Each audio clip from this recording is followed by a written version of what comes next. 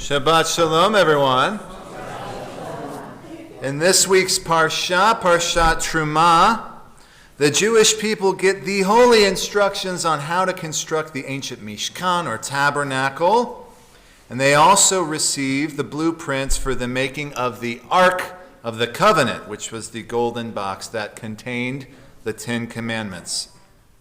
Now, I don't know about you, but growing up, I was always under the impression that the Ark of the Covenant was some sort of mysterious or possibly even like a magical item that could be used to harm people or even be used as a weapon under the right circumstances. This is probably because I grew up watching Indiana Jones, and in the movie Raiders of the Lost Ark, I don't know if you remember this, a guy's face melts off when he looks at the Ark of the Covenant.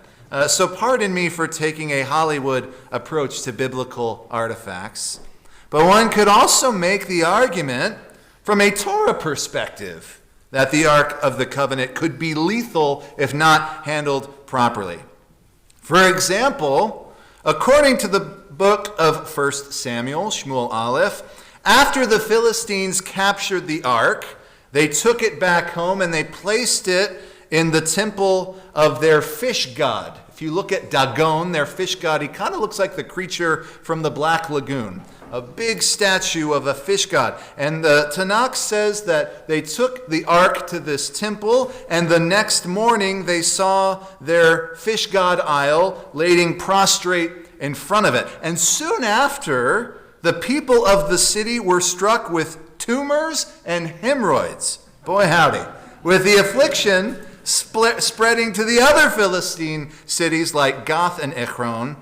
We're told that many Philistines died because of this before the ark was finally returned to Israel.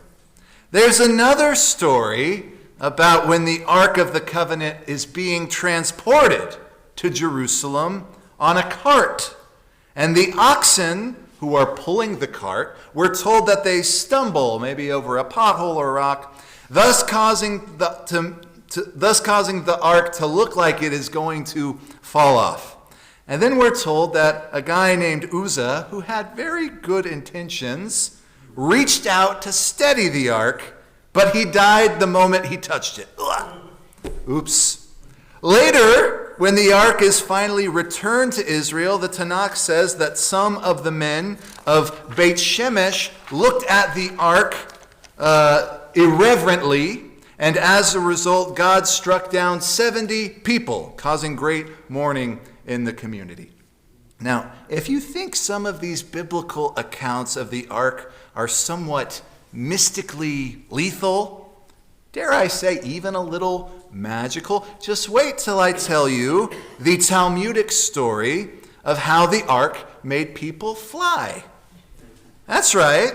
According to Tractate Sotah 35 of the Babylonian Talmud, the Rabbi suggests that when the priests were carrying the ark across the Jordan River, this is from the book of Joshua, rather than walking directly through it, they actually backtracked, and the rabbis say the ark miraculously lifted its carriers into the air, and they floated across the river onto dry land. So, as you can see, the ark has always held a mysterious spot in the human psyche, basically from its inception until modern times. I think another reason for this is the notion that we don't actually know whatever happened to the Ark of the Covenant. Its disappearance isn't mentioned in the Hebrew Bible anywhere, which has led to many different ideas, one of which I want to present to you now. But please, before I continue, I want to highlight that this is just a theory. Please do not email me upset that I presented this as fact. I'm certainly not doing that. This is just an idea that has actually been talked about for a long time. However, most people haven't really paid attention to it because the location that this theory comes from is Ethiopia. That's right. There is an idea that the Ark of the Covenant is currently in Ethiopia. I wish you guys could see the look you're giving me right now. Before you all jump out of your seats and leave the chapel this morning, allow me to continue, but I must first say that in order to understand this theory at all, you have to be aware that Ethiopia has more ties to ancient Israel and to the Jewish community than one might have originally guessed. For centuries, the Jewish community of Ethiopia have espoused the idea that they are in fact the descendants of King Solomon and the Queen Sheba, and therefore related biologically to mainstream Jewish communities all over the world. They've said this for thousands of years. Now, this notion was routinely dismissed by Jewish authorities for a long, long time until the advent of DNA testing, which proved without a doubt that their claims were true. The Ethiopian Jewish community are really Jews. It's also worth noting that no other country in the world has ever claimed to house the Ark of the Covenant except for Ethiopia. And records attest that they've made this claim for over 2,500 years. Long, long time. In fact, the symbol of the Ark of the Covenant is all over Ethiopian government offices and documents, and it is central to the Ethiopian Christian tradition, which is wildly unlike other mainstream Christianity. The Ethiopians attest that the Ark is held in the holy city of Aksum, and that it is protected by specific guardians known as the Akabe Seb, a lineage of priests who are chosen to protect and attend to the Ark 24/7. According to tradition, only one designated priest called the guardian of the Ark is allowed to see it, and he lives in near total isolation. He's actually locked in the building that supposedly houses it, devoting his entire life to prayer and service. Now, it's interesting, researchers who have become familiar with this idea note that the one who guards the Ark oftentimes develops cataracts in his eyes and has a reduced lifespan when compared to the other priests. Additionally, the building where the Ark is supposedly housed routinely falls apart, particularly its floor and its roof, for reasons that some suspect go beyond ordinary structural aging.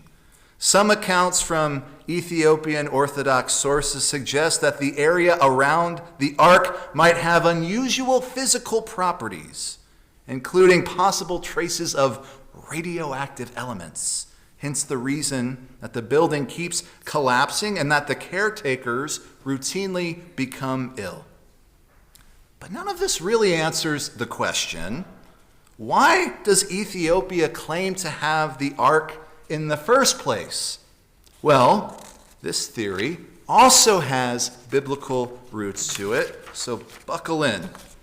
We all know that the Ark begins in the tabernacle. That's what we read this morning, and we know that it is later deposited in the temple in Jerusalem, what Steve read earlier. It's in a special room called the Holy of Holies. However, the removal of the Ark is not mentioned in the Hebrew Bible, nowhere in the Tanakh. But we know that it must have left the temple at some point, because the Tanakh mentions when Nebuchadnezzar II, the king of Babylon, when he destroys Jerusalem in 586 BC, he sacked the temple and removed many of its treasures. This is documented in the Tanakh, but the Ark is not listed among the items taken out of the temple. So the question is, when was it taken out of Solomon's temple, and why would it have been taken out? Well, according to this theory, the Ark could have been removed during the reign of King Manasseh. According to the Tanakh, the Hebrew Bible, Manasseh was a wicked king, the most wicked king, who reintroduced pagan practices into the temple, which might have alarmed the Kohanim, the priests, and the theory advocates that they could have secretly taken the Ark out of the temple and fled with it from Jerusalem to save it from idolatrous contamination that was happening in the temple. But what holy location would it have been brought to after that? Well, you might not know this, but there was an ancient Jewish settlement and even another functional Jewish temple where sacrifices were performed, not in Israel, but on a small island called Elephantine, which is in Egypt. Scholars have never understood why the Jews of antiquity would have built a random temple in Egypt, of all places. But this theory suggests that the priests who fled Jerusalem set up a sanctuary there at Elephantine and housed the ark in a specific temple built just for that purpose. It is estimated that the ark stayed on Elephantine Island for nearly 2 centuries, and we know historically there that the Jewish community thrived in Elephantine until the local Egyptians destroyed that temple because the deity that the Egyptians worshipped was a ram, and as we all know, the ancient Jews ritually sacrificed rams in the temple. The Egyptians didn't like that, so they destroyed it. But before the Egyptian temple was destroyed, the theory suggests that the priests took the ark further south up the Nile to Lake Tana in present-day Ethiopia. And there, the ark remained on an island called Tanakirchos for about 8 centuries, effectively acting as a central sacred object for the Ethiopian Jewish community before the advent of Christianity in the region took over. When the kingdom of Aksum adopted Christianity in the 4th century AD, the ark was supposedly transferred to the newly built church in Aksum called the Church of Our Lady Mary of Zion. While there was certainly a changing religious culture in the country, with Christianity acting as the official state religion, the ark became incorporated into Ethiopia's Christian heritage, but still maintained its status as an Old Testament relic.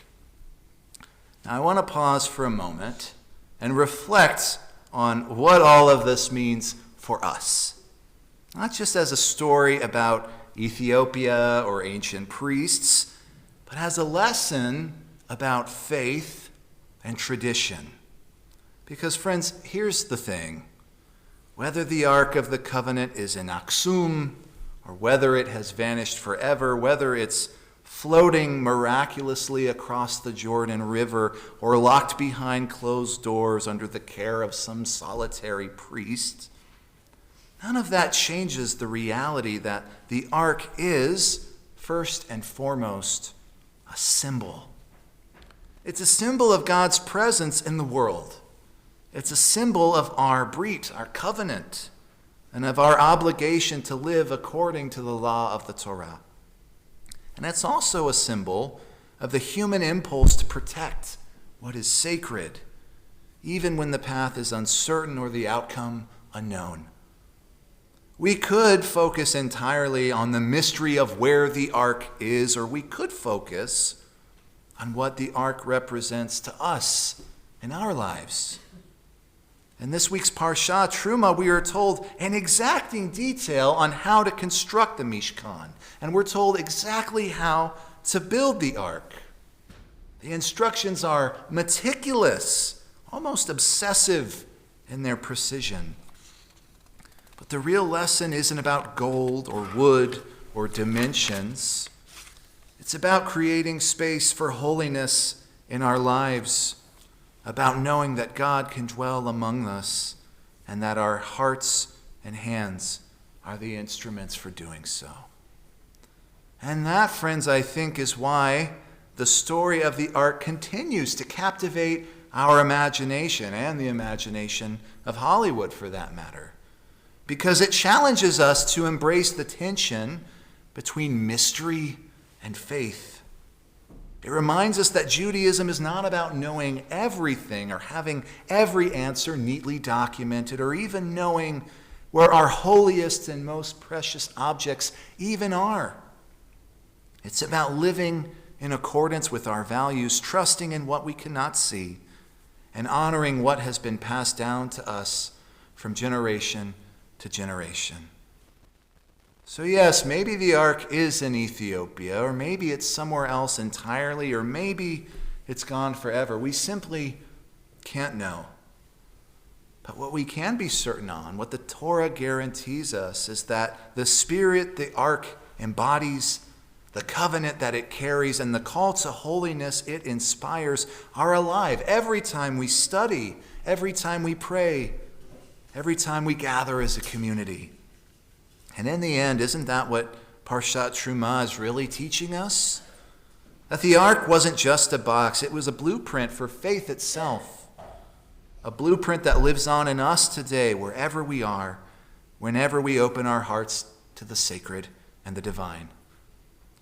So as we leave the chapel today, let us take with us the courage to seek holiness, to honor the mystery, and to remember that even when we do not seek God directly, we can still carry God's presence with us in our actions, in our community, and in the sacred space we build in our own lives.